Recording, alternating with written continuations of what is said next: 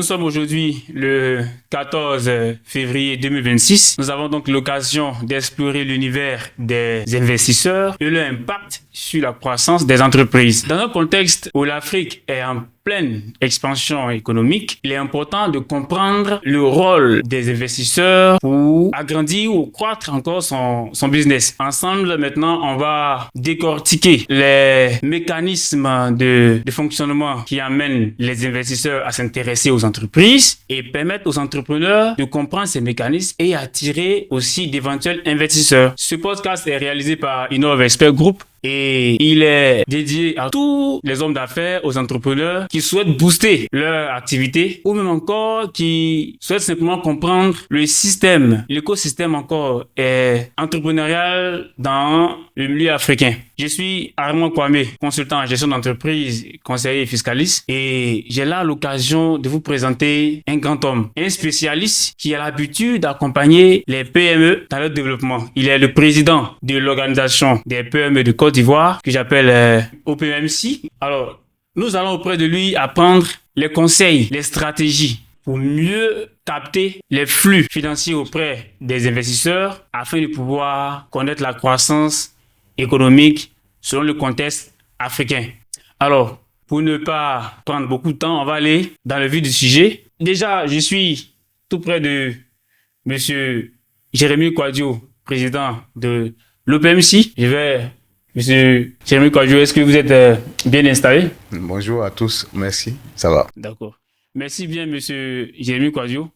Alors, pour ceux qui ne vous connaissent pas, comment est-ce que vous pourriez vous présenter?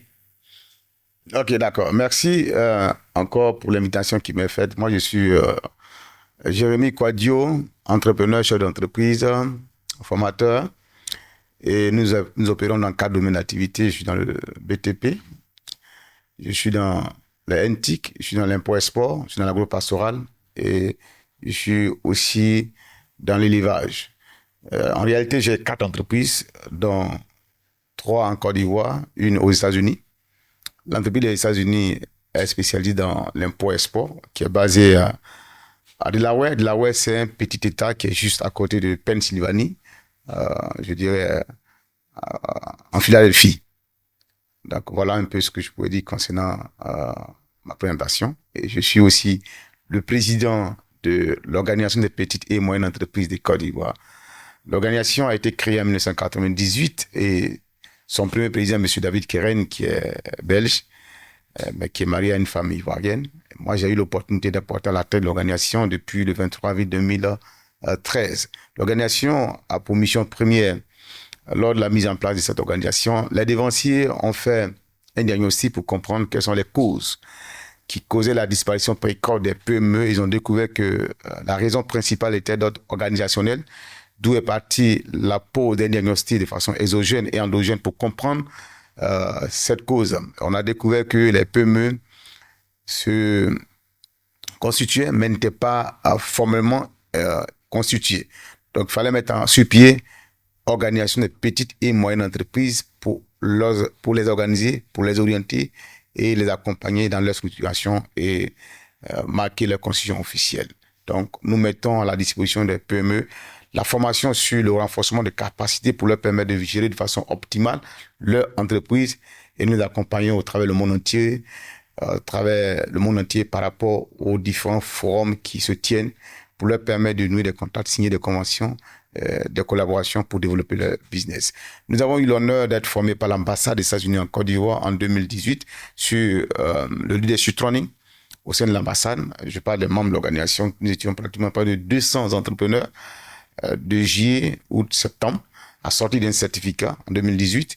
Et en 2019, nous avons été rappelés par la même ambassade des États-Unis qui nous a formés sur le commerce international et l'exportation. Et j'ai effectué ma première mission aux États-Unis en novembre 2019. Je suis revenu en janvier 2020 et je suis reparti pour l'installation depuis 2022. Donc, cela veut dire que depuis 2022, nous sommes installés aux États-Unis dans le cadre de cette activité sur l'exportation. Nous sommes là actuellement pour accompagner les PME au travers de la mise en place d'un projet pour leur permettre de renforcer leurs capacités sur l'éducation entrepreneuriale, sur l'éducation financière, sur le management et gestion d'entreprise, sur l'utilisation du potentiel et sur la gestion voilà, de l'entreprise. Donc voilà en grosso modo ce que nous faisons pour le compte des PME au niveau de la Côte d'Ivoire. Merci bien, Monsieur Jérémy Kouadio, pour cette présentation qui nous donne beaucoup de choses intéressantes. Ça veut dire que je vais encourager déjà tous ceux qui vont voir cette vidéo de la suivre jusqu'au bout, parce que là, vous aurez l'occasion d'apprendre beaucoup auprès de Monsieur Jérémy Kouadio, qui est vraiment un spécialiste. Alors, Monsieur Jérémy, je me souviens le 13 décembre 2025, à l'hôtel Pullman, nous avons eu l'occasion de participer à la soirée des investisseurs. Et pendant cette occasion, que moi j'y étais aussi, on a pu voir différents intervenants, des opérateurs économiques, des entrepreneurs et plusieurs personnes désirant de pouvoir s'implanter en Côte d'Ivoire. On était en compagnie de l'ambassade de la Tunisie et on a eu l'occasion de signer des conventions avec la Tunisie pour pouvoir explorer d'autres milieux, d'autres marchés au niveau international. Et franchement, on a été vraiment satisfait par ces événements. Alors, allons-y dans le vif du sujet qui nous rassemble. Alors, quels sont les critères qui intéressent les investisseurs quand ils souhaitent injecter de l'argent, un flux financier dans une entreprise, Monsieur Jérémy? D'accord. Dans le cas d'investissement dans une activité, l'investisseur, ce qu'il a besoin, c'est les informations. L'investisseur a besoin d'avoir toutes les informations, les vraies comme les bonnes informations. C'est le premier réflexe que l'investisseur a besoin. Je vais investir mon argent dans quel domaine? Qu'est-ce que je fais? Voilà. Qu'est-ce que je gagne en investissant mon argent? Donc, la première des choses, c'est d'avoir toutes les informations qui ont trait au business pour permettre à l'investisseur de prendre une bonne décision. D'accord. Déjà, ces éléments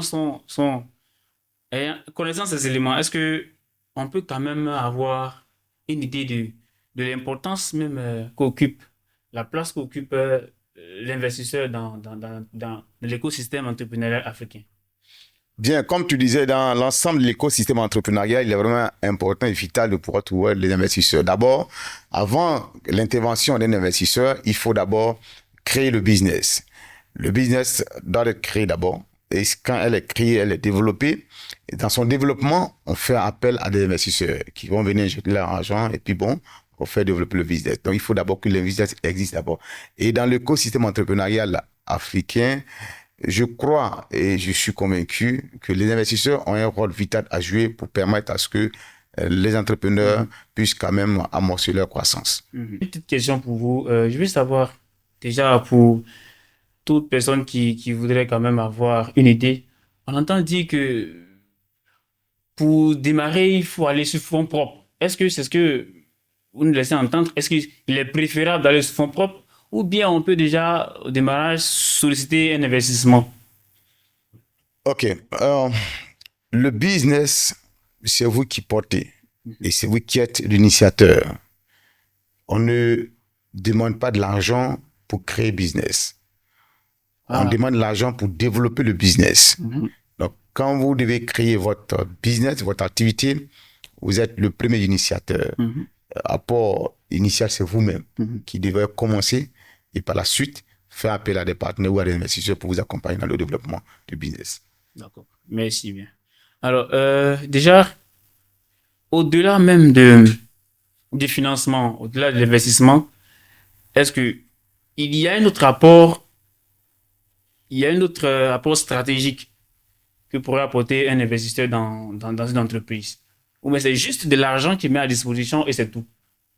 Donc, comme on le définit ici, l'investisseur, c'est celui qui vient, il apporte des finances, il apporte des fonds. Donc, l'investisseur vient pour apporter des fonds pour pouvoir développer le business.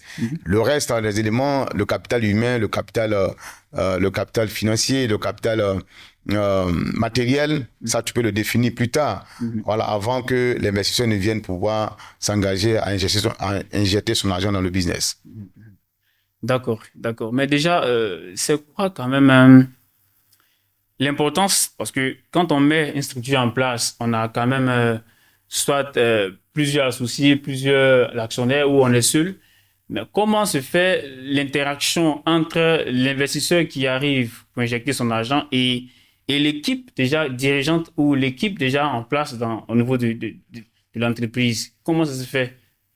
Il n'y a pas de problème, puisque une entreprise, c'est une organisation, c'est une structuration, tout est déjà organisé. D'abord, la gouvernance. L'investisseur va s'intéresser d'abord à la gouvernance, comment l'entreprise est gérée. Dans un premier temps, si elle a déjà des associés, des partenaires, maintenant, comment les activités sont menées au quotidien. C'est à partir de ces éléments-là que vous allez présenter à l'investisseur qui va avoir une assurance pour dire, bon, écoute, moi, le business m'intéresse, je préfère, je veux vraiment m'engager. Donc, à ce niveau, je crois que tout part d'abord de l'organisation, de la structuration de l'entreprise. Et ce sont les premiers éléments qu'il faut avoir avant de pouvoir faire appel à un investisseur. Alors, les amis, là, déjà, avec l'intervention de M. Jérémy, on comprend effectivement qu'il faut faire attention. Vous voulez demander un investissement, il faut vraiment bien s'organiser, bien se structurer. Pour moi, c'est pour inspirer la confiance, hein, je crois. C'est la confiance parce qu'il vient mettre de l'argent, il ne faudrait pas que ce soit... Il pèse cet argent, donc il va quand même regarder l'organisation et il faut bien s'organiser, il faut bien se structurer pour inspirer la confiance. Merci bien, M. Jérémy. Alors, déjà, parlant d'organisation et parlant de stratégie et tout ça, quelles sont les erreurs fréquentes qu'on constate au niveau des entreprises quand ils sont en train de demander un financement? Quelles sont les erreurs à éviter? OK.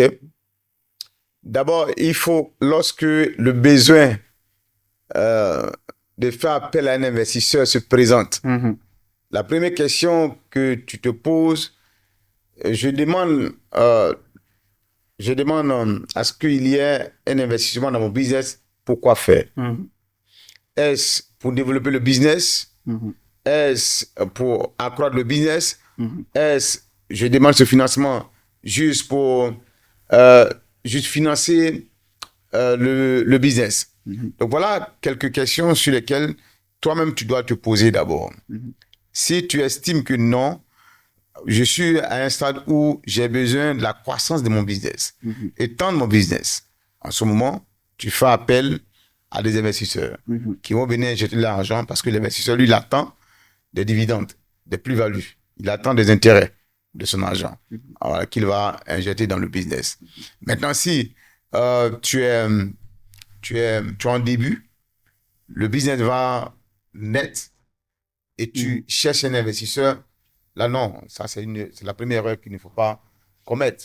C'est-à-dire, on ne démarre pas un business en faisant appel à des investisseurs. Non. On démarre d'abord le business. Le business prend l'envol. Et dans l'envol, tu sens qu'il y a un besoin d'étendre l'activité. Tu fais appel à des investisseurs pour t'accompagner dans le business. Mais si dès le démarrage, tu fais appel à des investisseurs, non, tu risques de ne pas arriver à bon port. Parce que il y a des inconnus que tu ne connais pas. Et le business, l'investisseur lui vient dans le cadre de pouvoir faire développer l'activité et avoir des dividendes. Mais si tu n'as pas encore fait tes preuves, traversé des différentes étapes pour connaître que je suis au stade de la croissance, au stade de la croissance, je suis au stade où j'ai besoin de m'étendre. Voilà, parce que le besoin se fait sentir, les clients deviennent de plus en plus nombreux, le besoin devient croissant. En ce moment, tu vas te faire des mauvais calculs et l'investisseur, si tu réussissais à le convaincre, il venait avec son argent, pendant que c'est maintenant l'entreprise en train de faire ses marches, elle va tituber. Vous voyez que lui, il ne serait pas là pour observer les difficultés. Voilà, il va du coup commencer à se plaindre et ce n'est pas intéressant. Donc, c'est la première erreur à éviter. On ne cherche pas de l'argent, on ne fait pas appel à un investisseur parce qu'on a besoin d'un investisseur.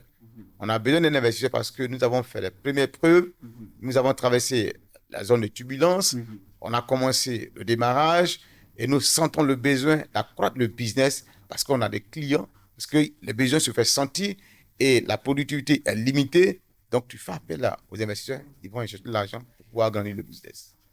D'accord. Parlions d'investissement, le rôle des investisseurs, leur impact, leur vision dans la croissance économique des entreprises situées principalement dans le tissu économique africain. Alors, déjà, dans l'intervention de notre invité, Monsieur Jérémy Kwadjo, alors, vous devez comprendre qu'il faut faire ses preuves. Vous démarrez votre structure, vous organisez, vous faites vos preuves, vous vous rendez compte que vous avez maîtrisé votre sujet, vous avez maîtrisé votre environnement.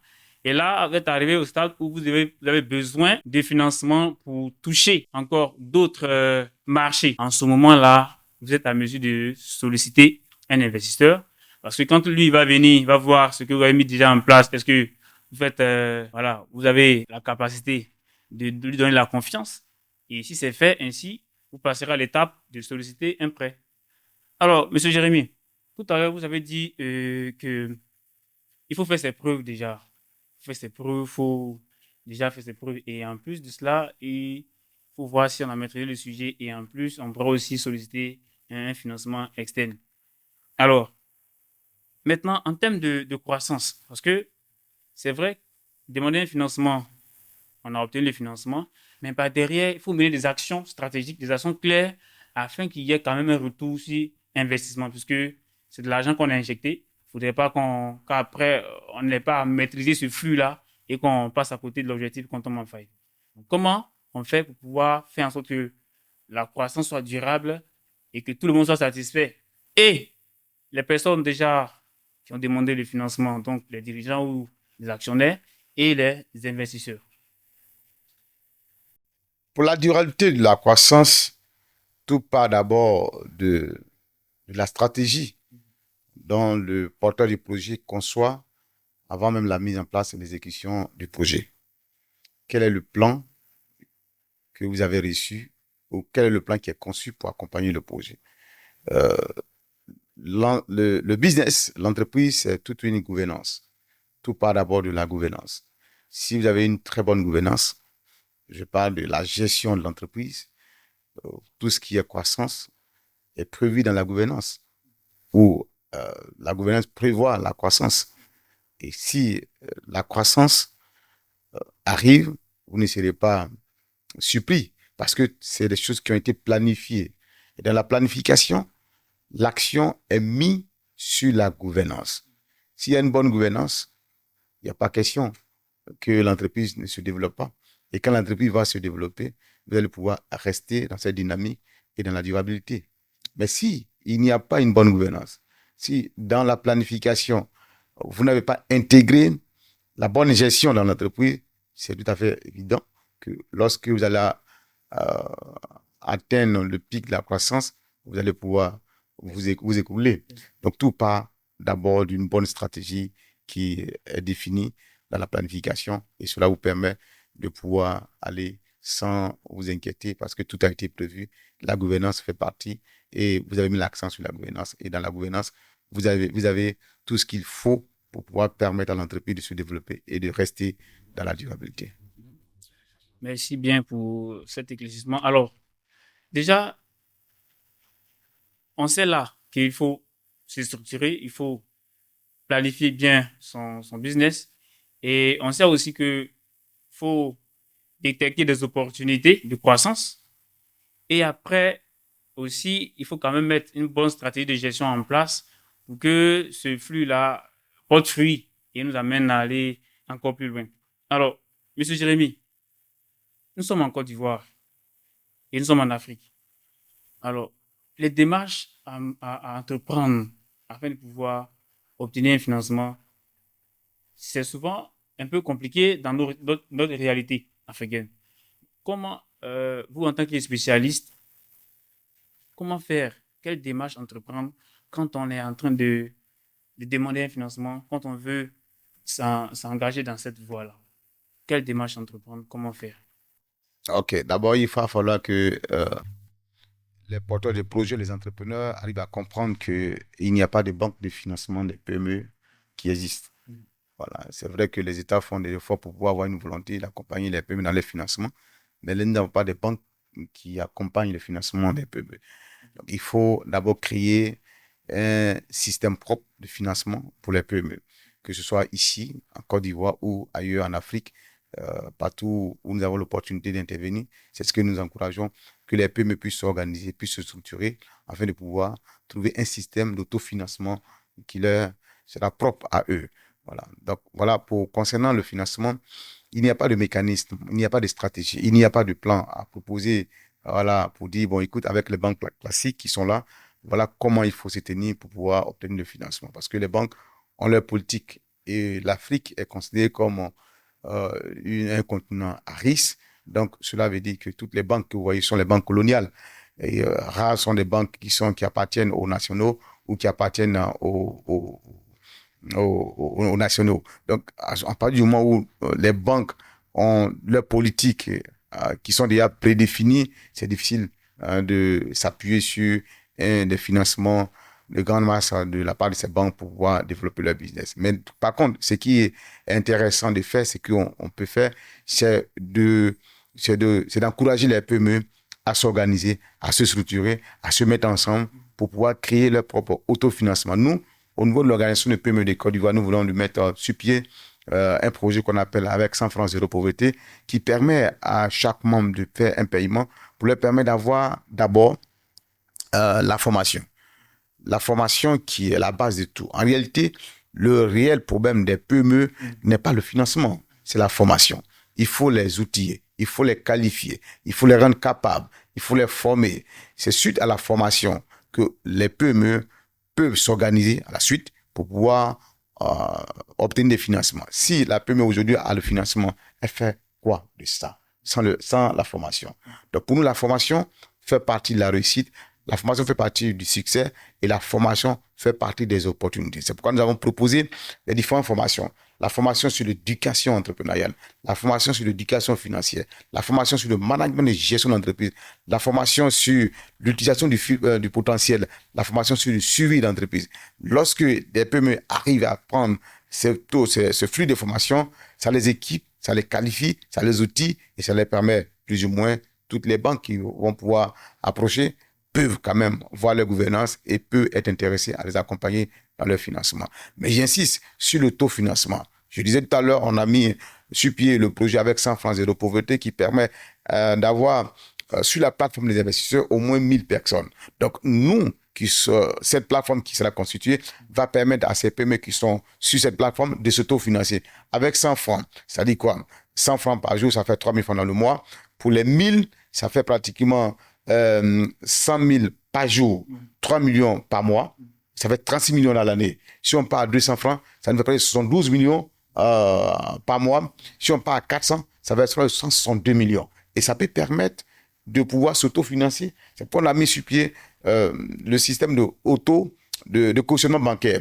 Ce système va permettre à tous ceux qui sont sur la plateforme de l'organisation de PME de Côte d'Ivoire, qui sont sur la plateforme d'investisseurs, de pouvoir, après avoir réussi la formation dont je viens de citer au préalable, de leur permettre, lorsque vous partez auprès de votre banque classique pour demander un financement, d'être votre caution, d'être votre aval. C'est ce que je disais tout à l'heure. Il faut créer un système d'autofinancement. Je suis allé aux États-Unis, j'ai créé mon entreprise. Et 3 jours après, j'ai reçu 17 notifications des banques pour m'accompagner dans le financement de mon activité. Mais quand tu arrives en Côte d'Ivoire, c'est le contraire. Tu arrives en Afrique, c'est le contraire. Nous sommes arrivés, on a initié les différentes tournées qui nous ont amenés à Boaké, Béoumi, Boaflé. Nous sommes partis à Yamoussoukro. Yamoussoukro, on est venu à Toumoudi. Toumoudi, on est parti qu'on appelle ça, du côté de Bouna. Et on a constaté que c'est les mêmes difficultés que les gens ont partout. Après Bouna, nous sommes allés à Accra. Accra, je suis allé au Togo, Nigeria. C'est partout. C'est les mêmes problèmes que les PME ont. Donc, il faut créer un autre système pour permettre aux entrepreneurs d'avoir un autofinancement. L'autofinancement, c'est possible. C'est notre incapacité de pouvoir d'ensemble. Donc, l'organisation des PME des Côte d'Ivoire, la dynamique aujourd'hui, c'est d'organiser, les structurer pour permettre aux PME que la première des choses, d'abord, c'est d'abord la formation. Une fois que vous avez la formation bien formée, bien équilibrée, bien outillée, vous pouvez vous-même créer l'autofinancement. Et c'est ce que nous sommes en train de faire pour permettre à ce que les jeunes entrepreneurs puissent s'inscrire et pour leur permettre de pouvoir avoir les deux, formation et financement de l'activité. Alors, franchement, M. Jérémy, là, vous touchez 2 problématiques. C'est-à-dire que là, vous dites en même temps le problème au niveau des financements en Afrique surtout, c'est que les PME ne s'organisent pas. Et en plus, les PME ne se forment pas. Donc, il faut se former et il faut s'organiser. Si on est formé, on est organisé, cette organisation permettra donc aux institutions financières d'avoir plus de confiance en nous. Et franchement, vous êtes au bon endroit. Restez. Alors, maintenant, on est organisé, on a un financement et tout ça. Mais je crois qu'il faut faire attention quand même au secteur dans lequel on veut investir. Et on est en Afrique, précisément en Côte d'Ivoire ici. Il y a plusieurs secteurs d'activité avec la croissance, le développement et tout ça. Alors pour vous, quel conseil pourrez-vous donner à un structure qui souhaite se lancer aujourd'hui ou bien qui souhaite, qui a déjà une activité mais qui souhaite toucher à d'autres branches des secteurs? Dans quel secteur pourrait-il investir pour quand même à être à l'aise et amener son entreprise à atteindre un certain niveau de croissance? OK. Vous savez, tous les secteurs se valent, hein. Tous les secteurs d'activité. Hein. Il n'y a pas d'autres acteurs qui sont prioritaires ou qui sont plus avantageux que... Non. D'abord, quand tu veux entreprendre, quel est le besoin que tu as découvert que tu veux combler? Parce que entreprendre, c'est combler un besoin.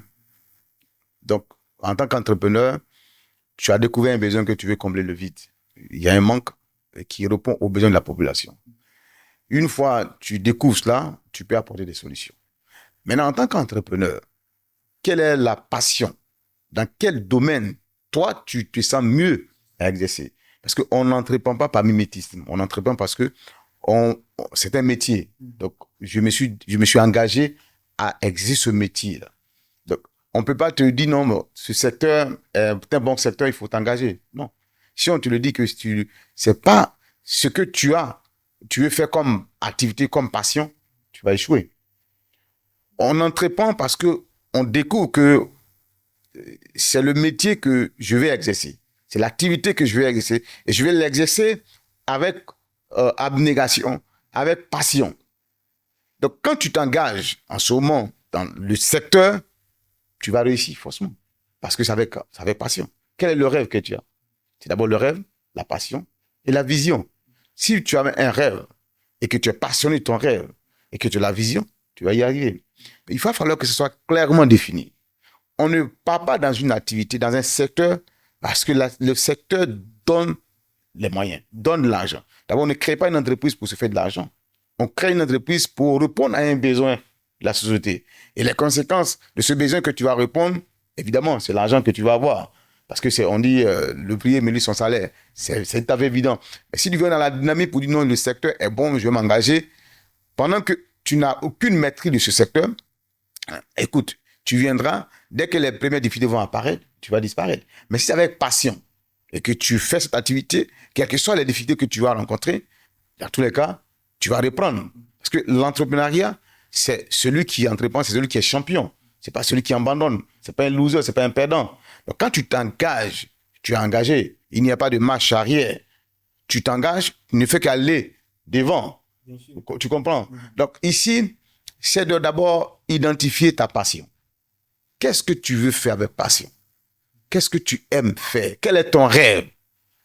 Et quelle est l'activité que tu veux proposer? Quel est le besoin que tu veux combler? C'est ça. Quand tu découvres ton rêve et que tu as la passion, quel que soit le secteur dans lequel tu vas t'engager, les échecs, ça n'existe pas. L'échec n'est pas une option, c'est la réussite qu'il faut. Donc, tu vas toujours reprendre. Voilà, tu vas échouer une fois, tu vas échouer 2 fois, tu vas échouer 3 fois, 10 fois, 11e fois, tu as réussi. L'échec n'est pas une option, c'est la réussite qu'il faut viser, dans tous les cas, et à la fin. Donc, voilà, on ne dit pas quel secteur il faut aller parce que c'est bon, l'autre a réussi. Tous les secteurs sont bons, tous les secteurs sont porteurs. Seulement, il faut cibler le secteur, regarde le besoin qui correspond à la société, donc tu peux l'exercer avec passion. Parce que l'entrepreneuriat, c'est un métier. Il faut l'exercer faut l'exercer comme tout autre métier. Le médecin, il est aujourd'hui médecin parce qu'il a appris la médecine. Il est médecin. L'avocat, il a appris pour être aujourd'hui pour être avocat. Mais quand on veut être entrepreneur, quelle est la formation qu'on a? Quelle est cette formation qu'on a? Vous voyez, on s'engage sans formation. Et quand on n'a pas de formation, dès que les premières difficultés apparaissent, on disparaît. Donc voilà, c'est ce que l'organisation des PME de Côte d'Ivoire essaie de combler. L'éducation entrepreneuriale, c'est ce qui a manqué à l'Afrique et la cause de tous les problèmes que nous vivons. Aujourd'hui, les gens veulent entreprendre, mais ce n'est pas un effet de mode, l'entrepreneuriat. C'est un métier. Donc, il faut d'abord apprendre le métier avant de pouvoir s'engager. Nous ne sommes pas des motivateurs, nous sommes des formateurs. Le formateur, c'est celui qui va t'apprendre le métier. Et c'est celui qui pratique l'activité. L'entrepreneuriat, c'est 80% de pratique et 20% de théorie, la formation. Donc, il faut inviter notre jeunesse à se faire former. Seule la formation va vous permettre de pouvoir être un bon entrepreneur et réussir votre vie entrepreneuriale. Ah, là, franchement, il y a tellement de conseils dans ce que vous dites parce que vous êtes, on voit clairement que vous êtes un spécialiste du domaine, puisque vous accompagnez des PME depuis des années. Vous-même, vous avez fait vos preuves en Côte d'Ivoire et à l'extérieur. Alors, Monsieur Jérémy, déjà, nous sommes pratiquement à la fin, à peu près, de notre émission. Vous êtes président de l'Organisation des PME de Côte d'Ivoire et de façon stratégique, de façon pratique, quand vous recevez déjà quelqu'un qui décide de faire partie de cette organisation, comment vous l'aidez de part à part, petit à petit, à pouvoir s'implanter et à pouvoir grandir aussi? Comment vous faites dans votre organisation? D'accord. La première des choses, d'abord, une PME, c'est quelqu'un qui a d'abord le registre de commerce et le compte contribuable. Parce que nous sommes là pour organiser, structurer les PME. Il faut avoir un registre de commerce et un compte contribuable. Si tu n'as pas un registre de commerce et un compte contribuable, tu es un porteur de projet. Il n'y a pas de problème. On peut t'encadrer, te former jusqu'à ce que tu aies tous les documents pour marquer la conscience de l'entreprise. Maintenant, lorsque l'entreprise est constituée et tu as les éléments, comme je disais, c'est la formation. La base, c'est la formation. L'entrepreneuriat est un métier. Quand on décide d'entreprendre, il faut se faire former. Sans la formation, tu peux pas exceller. Tu peux pas avancer. Moi, ça fait près de 16 ans que je suis entrepreneur. Wow. Et il a fallu que, en 2013, lorsque j'ai été porté à la tête de l'Organisation des PME de Côte d'Ivoire, lorsque mon entreprise a été créée en fin 2008, début 2009, j'ai fait une projection. Ce que je voulais avoir en 5 ans, je l'ai eu en 1 an. Tout va bien. Le chiffre d'affaires était très, très intéressant. Mais c'est lorsque je suis rentré en contact avec les Américains en 2018, je vous disais que nous avons été formés sur le leadership training pendant 3 mois au sein de l'ambassade des États-Unis en Côte d'Ivoire, et que j'arrive aux États-Unis, je découvre en réalité que je n'étais pas entrepreneur. J'étais un entrepreneur de suivi. À tout moment, mon entreprise pouvait disparaître. Écoute, vous avez Walmart qui est le plus gros employeur au monde, Apple qui est la plus grande entreprise au monde, vous avez Caterpillar, vous avez DHL, vous avez Coca-Cola, ces grandes entreprises qui aujourd'hui qui sont de père en fils parce qu'on a eu à fabriquer des entrepreneurs qui ont créé des entreprises. Donc on ne crée pas l'entreprise pour aller créer l'entrepreneur. On crée l'entrepreneur qui va créer l'entreprise. Donc comment créer un entrepreneur? Par la formation. La formation, comme je disais, sur l'éducation entrepreneuriale, la formation sur l'éducation financière, la formation sur le management de gestion d'entreprise, la formation sur l'utilisation du potentiel, la formation sur le suivi d'entreprise. En gros, en un mot, le développement d'une entreprise, le développement d'un projet entrepreneurial passe par une bonne formation de l'entrepreneur qui va conduire son projet pour qu'il réussisse sa vie entrepreneuriale. Donc, l'Organisation des PME de Côte d'Ivoire est ouverte à tout le monde, est pour tout le monde, pour tous les entrepreneurs. Mais quand vous arrivez, la première des choses, même si ça fait 10 ans que tu es entrepreneur, si tu n'as pas fait tes preuves sur l'éducation entrepreneuriale, c'est quelqu'un, comme je disais, tu fais faire des chiffres, mais en réalité, ton entreprise ne peut pas être projetée dans la durée, parce qu'à tout moment, l'entreprise peut disparaître. Donc, quand vous venez, la première des choses, c'est de vous accompagner, de vous orienter au travers de la formation. Quand vous avez la base de la formation, en ce moment, nous savions que vous pouvez faire votre marche et réussir votre vie entrepreneuriale. Et on vous accompagne auprès des structures bancaires pour vous accompagner dans la recherche de financement. Mais comme je dis, le besoin des entrepreneurs n'est pas le financement. C'est d'abord la formation, la structuration, l'organisation. Et à partir de là, quand les éléments sont réunis, on peut vous accompagner au plan national comme international. Nous sommes en train d'organiser, nous avons organisé la soirée des investisseurs. Nous étions partis pour avoir 100 personnes à Pullman Hotel le 13 décembre 2025. On s'est retrouvé pratiquement avec 286 personnes inscrites. Donc, on est en train de reconduire le dîner des investisseurs qui aura lieu le 4 avril 2026 à l'espace Latry, à l'espace Latry. Mais en dehors de tout ça, on a initié la tournée au niveau de l'Afrique. Nous sommes en train de remonter vers l'Europe parce que la diaspora est un maillon essentiel pour le développement de l'Afrique. Donc, vous verrez que le 19 février 2026, j'entame la tournée européenne pour inviter, pour permettre, outiller, qualifier la diaspora à pouvoir être de véritables investisseurs au niveau de l'Afrique et amorcer le développement de l'Afrique. Parce qu'en réalité, l'Afrique va être bâtie par les Africains. L'Afrique va être construite par les Africains. La Côte d'Ivoire sera construite par les Ivoiriens. Ce ne sont pas d'autres personnes. Aujourd'hui, quand nous prenons la géopolitique du monde, on voit que les alliances sont en train d'être rompues. Les alliances sont en train de se filtrer. Donc, personne ne peut compter sur son ami pour pouvoir bâtir son économie. Et tous ceux qui ont compris cela sont compris qu'il faut compter sur eux-mêmes. Compter sur elle-même. La Côte d'Ivoire doit compter sur elle-même. Les Ivoiriens doivent compter sur eux-mêmes. Et ça commence aujourd'hui par demain. Et ça passe par la formation, la connaissance. Ça passe d'abord à passer à l'action. Depuis longtemps, les Ivoiriens sont restés inactifs. Quand nous prenons beaucoup de secteurs d'activité, les Ivoiriens sont beaucoup absents. Mais maintenant, il faut les amener au travers de la formation, l'éducation, pour leur permettre de pouvoir, en réalité, être à mesure de bâtir la Côte d'Ivoire. Et je crois qu'en comptant sur nous-mêmes, nous nous mettons à la formation, nous nous mettons ensemble, nous allons y arriver pour que la Côte d'Ivoire soit bâtie par les Ivoiriens, l'Afrique soit bâtie par les Africains. Franchement, je vois la passion, la détermination dans votre intervention de pouvoir amener donc la jeunesse africaine à prendre conscience que seule elle pourra bâtir une Afrique dynamique et solide, une Afrique qui se développe, qui progresse et qui quand même est capable de rivaliser avec les entreprises étrangères. Alors, Monsieur Jérémy, déjà, vous nous donnez un aperçu détaillé des choses que peut-être on ignorait, peut-être que, voilà, qu'on ne savait pas, peut-être habituellement, sans grande réflexion, tu demandais, moi j'ai besoin de 10 millions, de 15 millions, de 100 millions pour pouvoir investir. Mais là, on te fait comprendre qu'il faut faire attention. Il ne faut pas directement sauter sur l'investissement. Qu'est-ce qu'il faut faire? Il faut d'abord s'organiser, se structurer. Il faut exister, soit légalement, soit être un porteur de projet. En plus, il faut faire ses preuves. Et aussi, après cela, il faut quand même s'organiser, aller dans une organisation, se mettre ensemble, former une équipe pour pouvoir inspirer la confiance parce qu'on n'évolue pas seul. Et après, il faut aussi se faire former. Franchement, Monsieur Jérémy, vous nous donnez beaucoup d'informations qui vont vraiment aider la jeunesse africaine, principalement la jeunesse ivoirienne, à prendre conscience et de pouvoir travailler pour faire avancer son pays.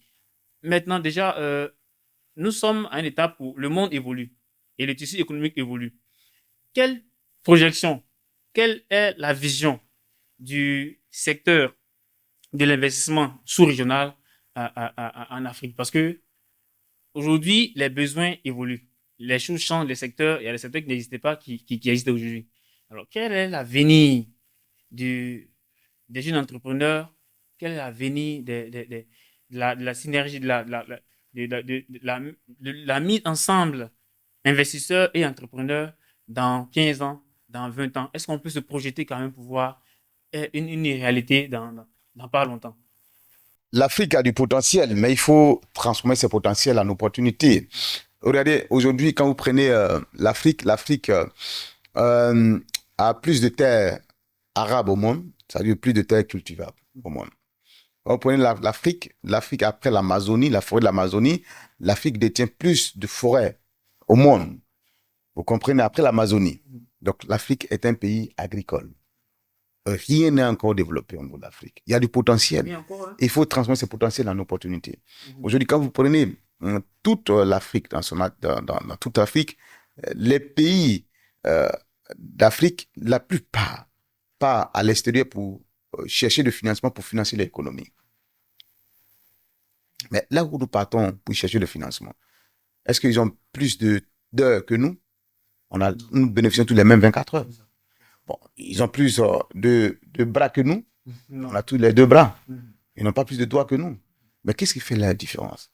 Tout simplement, voilà, ils ont compris que on développe une nation avec la création de la richesse. On développe une nation avec le secteur privé. Et quels sont ceux qui animent le secteur privé? Ce sont les entrepreneurs, ce sont les investisseurs. Ils ont mis l'accent sur ces éléments et qui permettent à ces pays-là de créer de la richesse, créer de l'investissement pour développer leur activité et jusqu'à avoir de l'argent à prêter aux autres. Si nous voulons réellement passer de pays, le vocal que je n'aime pas, le pays pauvre, parce qu'il va falloir que la perception que les gens ont de l'Afrique puisse changer, il nous faut passer à l'action. Il nous faut passer à la création de la richesse. Il nous faut passer à développer le secteur privé. C'est en ce moment que la Côte d'Ivoire ou l'Afrique va pouvoir transformer ses matières premières. Lorsque nous n'allons pas pouvoir transformer nos matières premières, ce sera difficile d'envisager un développement durable. Parce que toutes les matières premières sont exportées. Mais aujourd'hui, un pays développé, c'est quoi? C'est un pays qui arrive à transformer sa matière première. On appelle un pays développé un pays qui arrive à transformer sa matière première.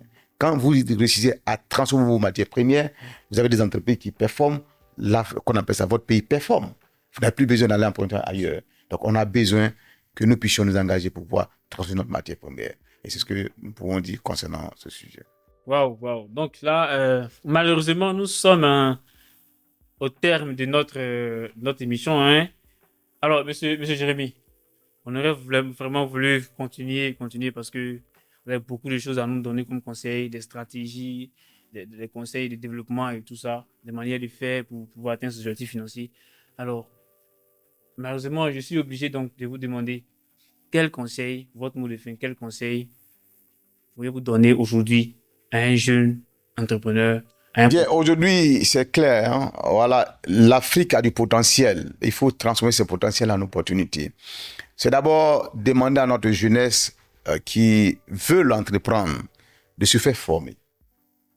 L'entrepreneuriat, c'est un métier, comme tout autre métier. Aujourd'hui, nous ne pouvons pas vous lever demain matin, programmer pour que lundi matin, vous soyez médecin. Non.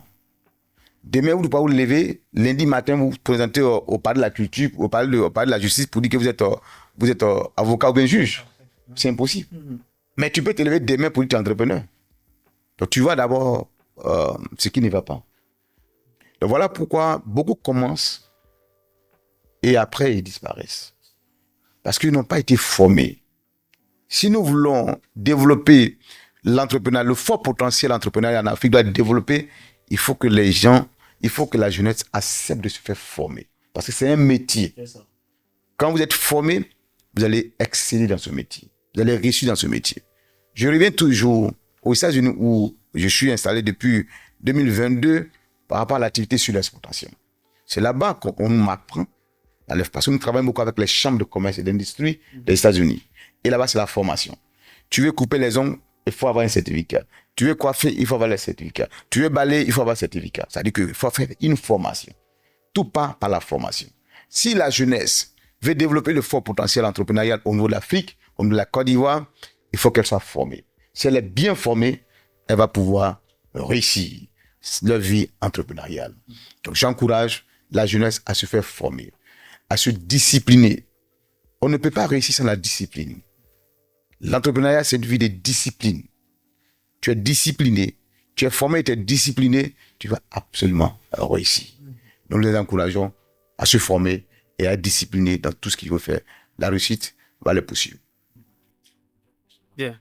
Alors, merci, M. Jérémy. Alors, nous étions en compagnie de M. Jérémy Kouadio, qui est président de l'organisation des PME de Côte d'Ivoire. Et nous avons quand même appris tellement de choses intéressantes. Retenez quoi? Retenez qu'un investisseur ne finance pas seulement un projet, mais un investisseur finance une vision, il finance des compétences, il finance un objectif.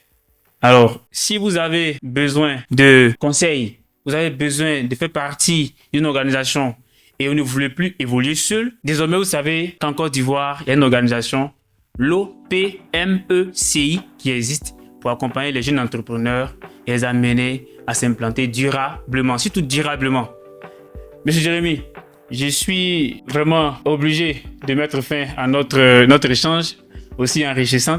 Merci d'avoir répondu présent et d'avoir pris part à cette émission. Franchement, on a été enrichis et je pense que très bientôt, on pourra aussi vous inviter encore pour d'autres sujets plus intéressants. C'est moi qui vous remercie pour l'opportunité que vous me donnez à parler à la jeunesse ivoirienne et à l'Afrique. Merci. À très bientôt. Au revoir.